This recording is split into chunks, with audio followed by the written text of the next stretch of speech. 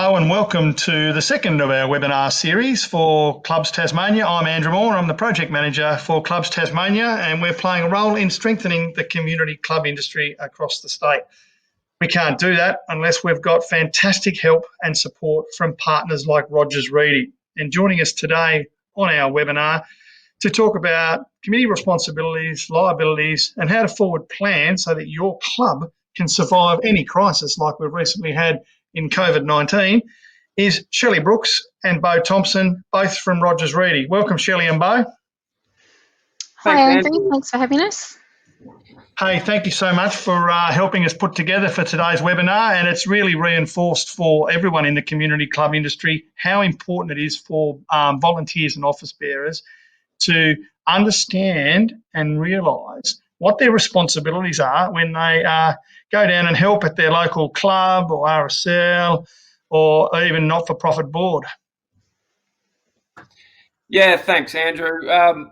As I said, we've obviously worked with you recently on a number of jobs, and given the time at the moment with a lot of clubs being heavily affected by the COVID-19 restrictions, we thought it was an ideal time just to have a chat and maybe talk about some common misconceptions and problems that we find when dealing with a lot of clubs at around Tasmania that we have in the past. So a little bit about us. I'll get Shelley to kind of explain a little bit about Rodgers Reidy and who we are, and we'll get on with the presentation. So I'll just click on this one here. So just quickly, this is a disclaimer that pretty much seek legal advice. Everyone's different, so every company is different, every business is different, every club's an association. So we, whilst we do know what we're talking about, seek legal advice or financial advice. So Shelley. Thanks for that, Bo. Thanks, Andrew. So Rodgers Reidy, we were established back in 1999, started off in Sydney with one single staff member. So since then, we've actually grown into one of the leading insolvency firms across Australia, New Zealand and Asia. We're all independently owned, so our offices, the offices we have are affiliates, New South Wales, Victoria, basically every state in Australia and the Northern Territory, Auckland, Christchurch, Kuala Lumpur, Singapore and Hong Kong. I started Rodgers Reidy Tas back in February last year. I'm a registered liquidator, started off with one staff member and we now have 9, and we have offices in Hobart and Launceston, so that actually gives us the ability to service the whole of Tasmania. And Shelley, I might just jump in there as you talk about your team. One of the things is we don't want to scare the community club industry, do we? Because what often happens is when somebody hears the term liquidation, they think, oh, the fear factor and the radar goes up. But what actually we've learned as we've developed our relationship lately is it's about the steps before you get to that point. And that's what this webinar is all about. That's right. So although we are classed as an insolvency firm, the next slide actually I'll run through and give you a little bit more about what we do. So that was our team, so across both offices, but we actually have specialist advisors. So the areas that we specialise in, so that business advisory, and that's the sort of work that we're doing with Clubs Tasmania, restructuring and turnaround, and recovery. So that's the sort of stuff we like to do, but we tend to find most of the time people come to us too late, and that's where we get into the insolvency area. Now, throughout Australia, we have actually had a lot of experience in dealing with sporting clubs and incorporated associations. So we are the experts in the area, and particularly in Tasmania. There's not a lot of people with our sort of experience that have done this kind of work. So myself involved in the Glenorchy RSL. There was another RSL I was involved in a few years ago. We've done Georgetown in Tasmania. You can see there NRL, the Gold Coast Titans, We do all of the RSL work actually across Australia for Rodgers Reidy, and we've done bowls clubs, golf clubs, and all other types of sporting associations. So we do have a clear understanding of the community and sports clubs and how they work and how they're positioned.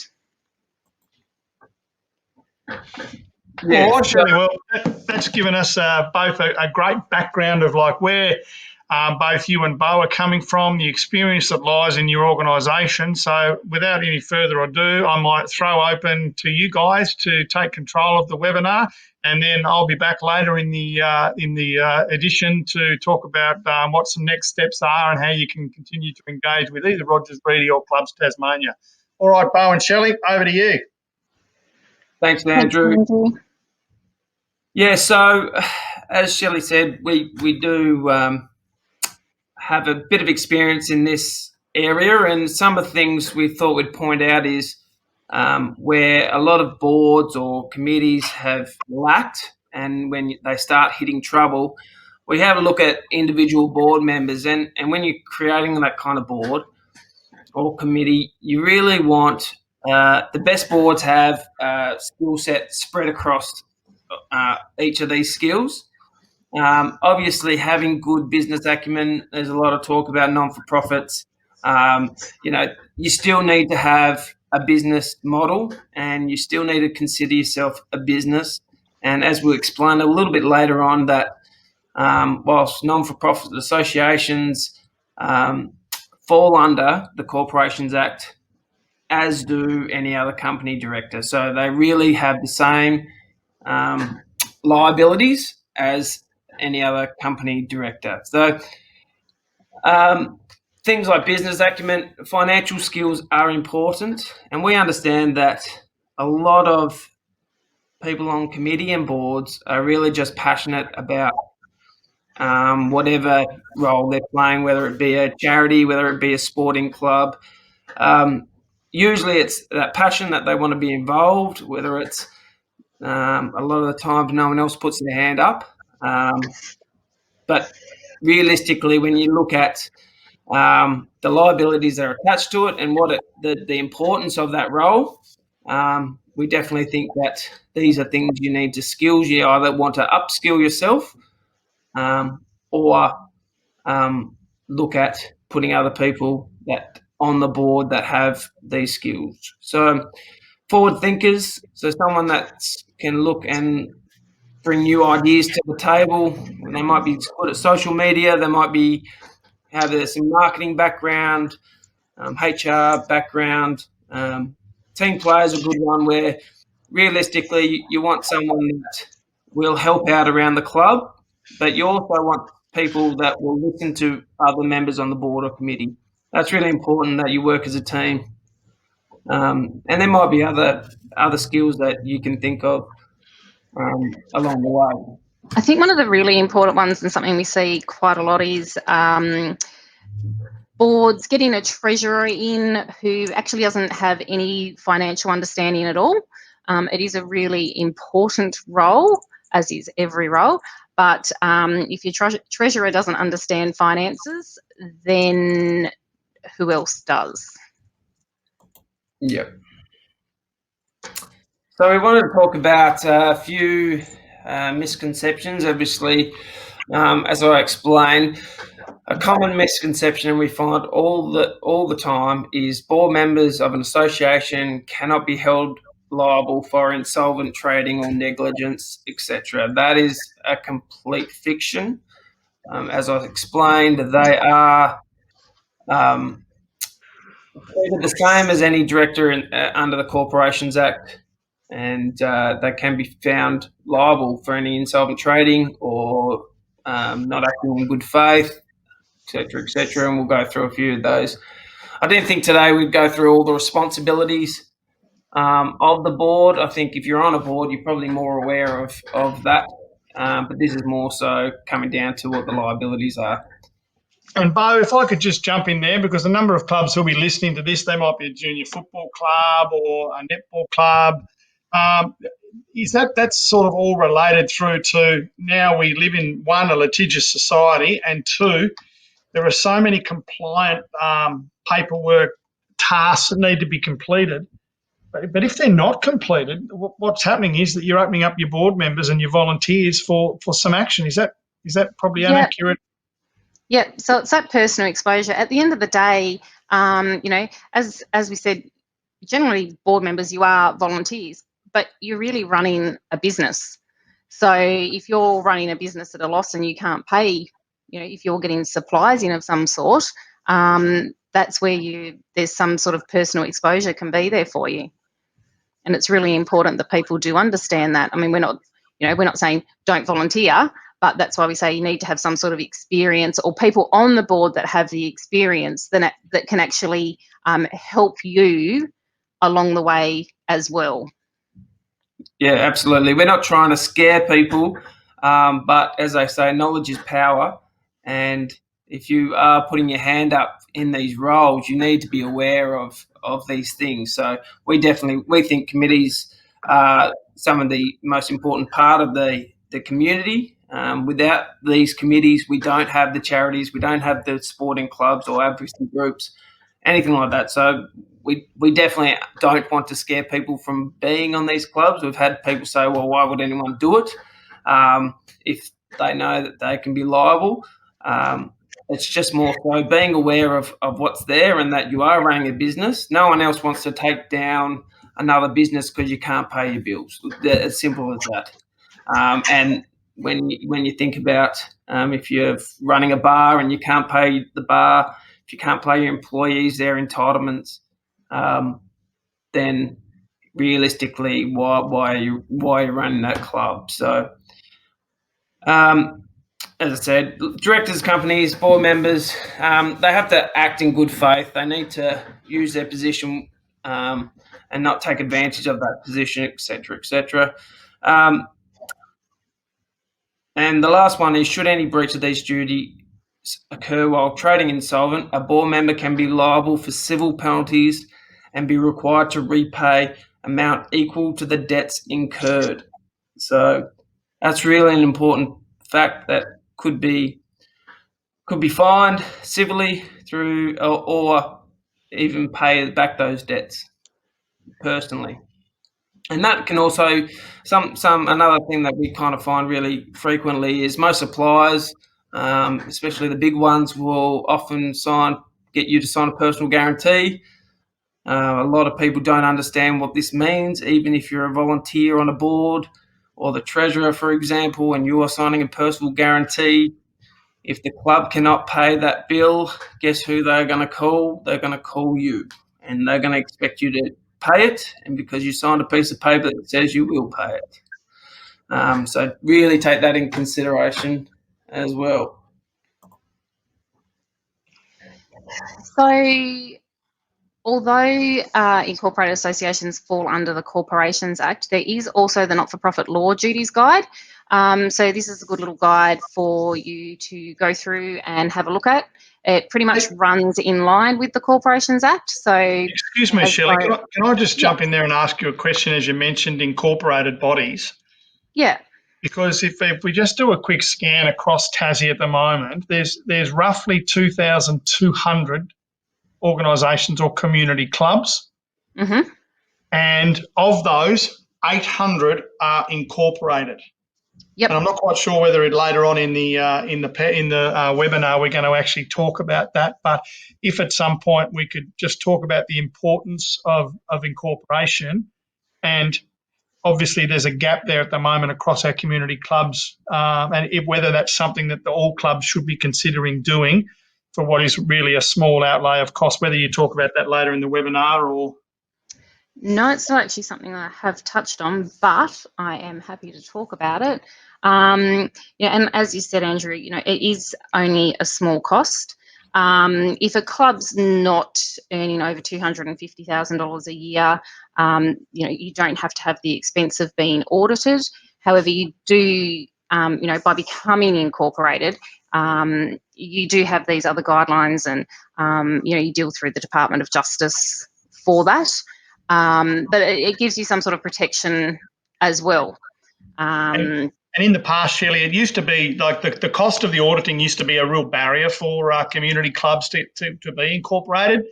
And Yeah. whilst the initial cost now, but now that that's been lifted to $250,000, there's not many community clubs that are actually, their annual return, is over that figure. So it definitely opens you up to, if you're being incorporated, you can apply for grants. And as Shelley's going to talk about, it helps protect you. Yeah, yep. Look, and I mean the grants, particularly in this environment at the moment, are it's a perfect example. With all these grants that are open and the government grants and that are available, if you're not incorporated and you can't access any of this, that could be do or die for a lot of smaller clubs. So for the small outlay to actually become incorporated, it really is worthwhile. As I said, there's this not-for-profit laws and duties guide. It's very similar to the Corporations Act. It sets out the same things, so the same as we're talking about directors' duties. So it explains the duties of a board, which are to act in good faith and for proper purpose, act with reasonable care, skill and diligence. And again, that comes down to having the right skills. Don't misuse the information. And I think that's pretty obvious. You don't want people to be acting in a conflict of interest, and there are consequences for the breaches. So, if you're not incorporated as well, then potentially if you do have someone doing the wrong thing, what consequences are they going to have if you're not incorporated, and that can't happen. It even comes down to the fact, people may have heard of shadow directors. There's a similar thing in associations, so you may not actually hold an official position, but if you have had enough influence into that association and the way it has conducted itself, then you can also be found liable for these sort of breaches. So it is really important to understand the way that works. Thanks, Cheryl. So not a problem. So all board members are treated equally. Just because you might say, well, yeah, I'm on the board but I haven't had any involvement. I go along to any meetings that I have to, might not say much. You can also be in the same amount of trouble as anybody else. So it's not an excuse, and there's no way to escape the liability. So again, it comes down to if one person's doing the wrong thing, it can affect everybody. So that's where you need to be a team player and understand what everybody's doing. And we see it a lot, I think, Shelley, as we said, a lot of people are volunteers and they need someone on the board, so they put their hand up and they just might say, all I do is mow the lawns, that's my involvement, and they need numbers on the board. Unfortunately, that's not an excuse. You need to be aware of what's going on. And as I said, if you don't know financials, that's fine. Maybe take a short little course to get a basic understanding. This is where we need to really make sure that you put someone in as a treasurer that can understand financials. If you, for example, nominate someone or they put their hand up and say, oh, we don't have anyone to do it, I'll do it. Again, it's going to affect you and you're going to be treated the same as everybody else. So it's really important that you do that and make sure you've got people that can do that role properly or explain to you the financials. And Bo, I might just sort of jump in there. It's sort of one of the shifts that we've seen, especially across the community club industry, maybe in the last 10 years, as clubs have moved from volunteer, somewhere you go on the weekend while you watch your kid play sport. Now there are increased compliance, there's legislation, there's obligations. It's a business, as Shelley mentioned before. So really, there's probably a skills gap there across boards, across probably Australia, not just Tasmania, in regards to having the right skill set to fill that role. So it's probably something that we need to probably run a campaign and get some advocacy along and attracting people like your good selves who could sit on boards, maybe not attend every meeting, but dial in. Yeah, I think it's a challenge that we probably need to take up. What are your thoughts? Yeah, look, I agree. I was on a board for a while, and even with that one, so used to just sort of trade, do their own thing, decided put together a board and become an incorporated association. I stepped up, I was treasurer, and even just talking in there, like the committee had the same perception. It was like that we're not personally liable. I'm like, yeah, no, the legislation changed, and it changed quite a while ago. So I had to explain to them that there is a personal liability there. This even got down to the point on that board where I found out that the insurance cover wasn't enough. So it was a matter of, oh yeah, no, but we've got insurance, but our players sign to say if they're injured doing something and it's out in public, then we're not liable. I'm like, oh, that's just not going to stand up. So there are a lot of little things that, generally people aren't necessarily doing what they think is the wrong thing, but if there was some sort of legal implication, then it is. And if you don't have someone that understands that, then you could get yourself into a world of trouble. Yeah, it's certainly something for us to think about. And when we resume, once restrictions are eased from COVID, Shelley and Bowen, we resume our community forums. We're thinking at this stage we might run 15 across the state. I think it's something that we might put at the top of the agenda, is just to make sure that how can we attract the people or volunteers with the skill sets to the role of treasurer, because it's such an important role now and it's one that has legal applications. So Yep, no, completely agree. One of the things that we touched on was insolvency and how board members can actually be personally liable for that. As silly as it sounds, I'm a chartered accountant. I understand accounting. A lot of general accountants don't understand insolvency. So I will get a phone call to say such and such is having a bit of a problem. Can you come and have a look? And then I'll say they're trading whilst they're insolvent. We have some certain tests that we look at. Insolvency is described as a person or company's inability to be able to pay their debts as and when they fall due. Now, if you don't have cash in the bank, or you can't access that cash quickly to pay your suppliers, then you're potentially looking at being insolvent. So we look at the cash flow test and balance sheet. So that's where you've got your current assets versus your current liabilities. So it doesn't matter how much property you own. You could have $2 million worth of property. If you can't move that within the next 30 to 60 days and get that cash in the bank, you could be insolvent.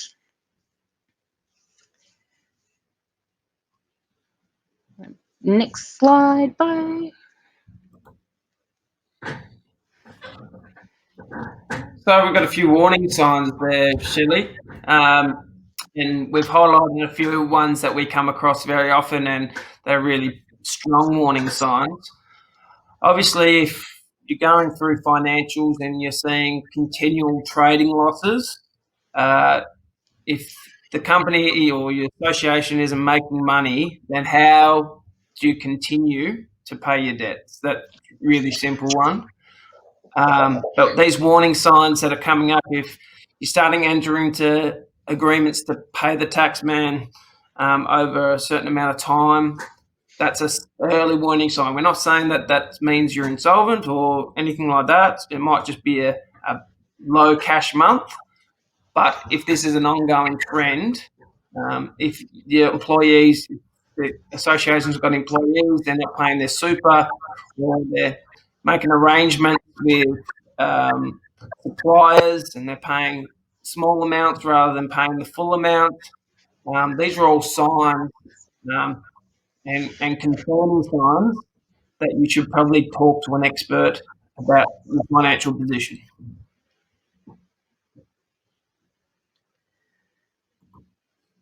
So I think one of the things to consider, and look, some of the smaller clubs, probably not dealing with the ATO, so might not come along and have to deal with this. It's important to have a look at as well, though, even from a personal perspective. So if you're an employee of just a business, you might understand this a little bit more. Now, the ATO, so when we actually look at insolvency appointments, the ATO is actually a creditor in over 40% of those appointments. Now, they're also going to be the most aggressive. If someone's not paying them, they will actually apply to the courts to wind people up. So company directors and members of an association can actually be found personally liable for unpaid BAS, PAYG and superannuation. Now, BAS has only just come in this year, so as at the 1st of April 2020, but they will issue what's called a director's penalty notice. There's no way to avoid paying the debt. So once you get that notice, you are personally liable. The only way you get out of it within 21 days is to pay the debt in full or place the association into some sort of formal insolvency appointment. So entering into payment arrangements does not get rid of it. When it comes to your BAS and PAYG, there's a leeway of 3 months to lodge those statements. So you can lodge a statement and not pay, and you avoid personal liability. But if you do not lodge and do not pay, then you become automatically liable. And with your superannuation, you actually only have 1 month from the due date to lodge those. People might think that they're smart, not going to lodge because the ATO is not going to know anyway. They do know. And with BAS now, as I said, that came into effect 1st of July this year, they can actually just make an assessment on how much they think that you owe, and they'll issue a notice on that. That's right. And a lot of committee members may not be aware that you're getting this notice, Shelley, either. We understand that they might have a bookkeeper or things. Again, just because you don't know about it does not excuse your liability. It's your responsibility to ask the question of this, ask the accountant or your bookkeeper or the treasurer if they're doing it, if we're up to date. Have we received any of these notices? You really need to be on top of it. Yeah, it's really important when you're having AGMs or just general meetings. If someone is skipping over financial information or don't want to hear it, ask the questions because you do need to hear it. Are they trying to hide something? Is there a reason? We are audited, but haven't actually seen an auditor's report. I've come across this. The president has held on to reports and not given it to the rest of the committee. I've gone in and said, here's the auditor's report, and there have been blank faces around the table because no one's had any idea. So it is important to keep up to date with the financials. And the most important thing is don't wait until it's too late. The earlier you actually come and speak to somebody, the sooner we can look at it and try and turn it around. As I said at the start, people get scared when they hear of a liquidator. Well, if you come to me normally 6 months earlier, I can turn you around and you can keep trading. I don't like going in and shutting businesses down and sacking people and closing the door. I much prefer being able to work with you to save you. And when I get phone calls from directors 5 years down the track where their businesses are still booming, that's the best outcome in my view. And what we know, Shelley and Bo, around the community club industry is that, the core purpose is we want them to remain viable and sustainable into the future so that they can assist the community to connect and so that they can help the community to participate, whether that's as a volunteer coach or as their child wanting to, to play netball or hockey or whatever it is. So, as they say, there's no such thing as a bad question. If you're not quite sure, ask the question from somebody who's got the answers. Yeah, that's right. And if you don't ask the question, one, you stew on it and you'll never get the answer. I have people ring all the time and it's like, oh, it's probably a stupid question. Well, no, it's not, because it's a question and you don't know the answer. And you, as you said, Andrew, we want these clubs to be viable. We want them to continue. You might be on the committee at the moment, but in 20 years' time, who's going to be there? And where's the club going to be then? And we move on to that as we go through this presentation, like looking at viability and what sort of changes can you be looking at and making. That's right. And I think a common thing we see is that businesses get so caught up in the fact that they want to keep going. They want to keep going that they lose sight of the purpose they are going. And sometimes if they put their head in the sand just to go, oh, well, if we go talk to someone, they're just going to shut us down. They're going to tell us we can't continue. We offer free, confidential, no obligation advice to clubs and associations or your company. And you can come in, you can talk to us. We can give you some options if they're available, and then you can walk out the door. If it doesn't suit you, or if you don't like what we have to say, that's fine. You can walk away. There's no obligation. We obviously will inform you legally what you're up against if you do avoid our expert advice. So something, again, if there's one thing you take away from this, is don't wait until it's too late. Yeah, good, Bo. And as I said, there's another strategy. As I said, if you're not quite sure, you can just reach out to Clubs Tasmania. We've got a website, we've got an email and a toll-free number, which we can share at the end of the webinar. You just reach out and we can offer you some advice, talk it through with you, and or then refer you through to Bo and Shelley and the team who'll provide you with that consultation. That's no obligation. They're here to help because, as I said, Shelley and Bo are both members of clubs themselves. They've sat on boards and they want to see clubs remain viable and sustainable into the future. So it's all good. All right, what's next? Yeah, so once you've realised there is some sort of problem, or you suspect there might be a problem, and you come, say, if you came to us, these are some of the things we would look at. Obviously, every club or association is going to be different. There's going to be different circumstances for each one. So that's why we say, look, sometimes there are different options, and we really need to have a good picture of what your club is before we can make those assessments. But some of these things that we'd probably look at is, reducing ongoing debt. Look at your suppliers. And I know you work, Andrew, with a few clubs we've worked with recently about getting their power down, and that's just some simple things that might bring those ongoing costs down. And I know it does sound simple, but a lot of people don't think about it's really taking that step back and having a look at, as your business as a whole, your association as a whole, to see where you can cut some of those costs. Looking at things like your pricing structure. If you've got a bar, what kind of margins have you not put your price up? We hear all the time, that the members come here for the cheap drinks. Well, if they're coming for the cheap drinks and the club and association's losing money, there may not be a place for them to drink if they're always going to be cheap. So they may be looking at your prices. It might be looking at your membership structure or how how much you charge your members. All these kind of things are important, and we'd look at that. How you're using your facilities. Can you make extra income?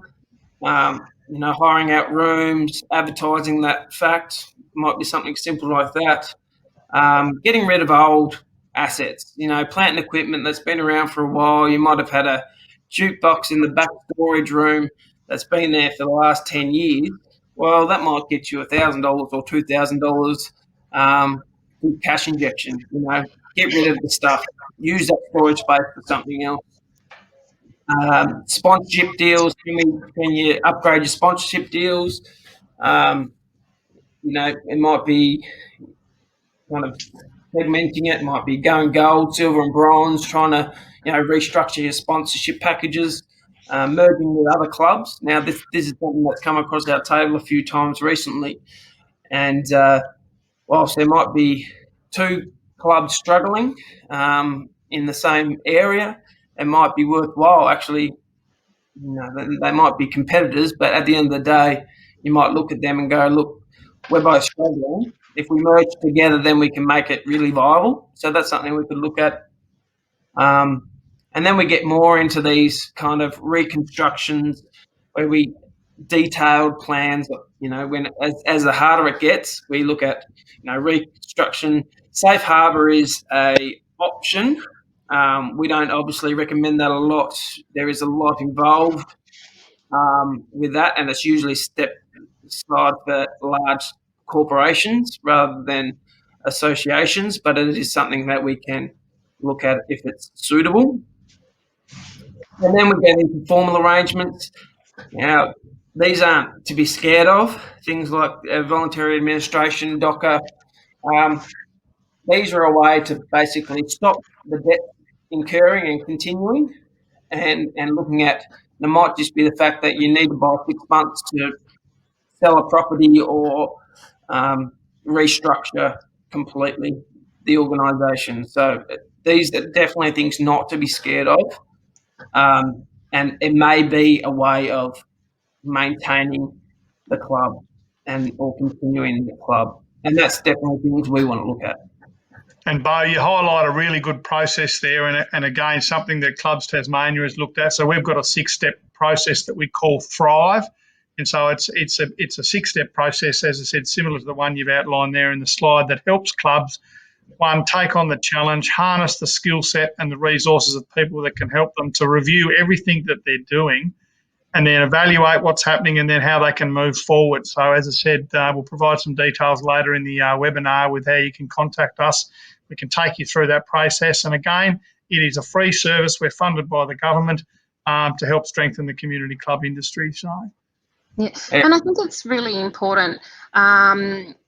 It's good that you have that process as well, because I think a lot of the time people get so caught up in what they're doing and involved that you're not looking outside the box. So I get the same thing all the time, whether it's through clubs, whether it's through companies. When we come in and actually have a look, I could tell the board or the director the same thing that either their accountant or their bank or it could be that Clubs Tasmania have told them, but it's like, oh, this is a third party and they're coming in with fresh eyes, and yeah, no, that's a really good idea. Because it's that third party and you've never been involved before, you don't have that insider knowledge. So it's the same thing. Someone reads over a letter that you've read 4 times and picks up a mistake that you've never seen. It's just having that fresh set of eyes to come in with a completely different view.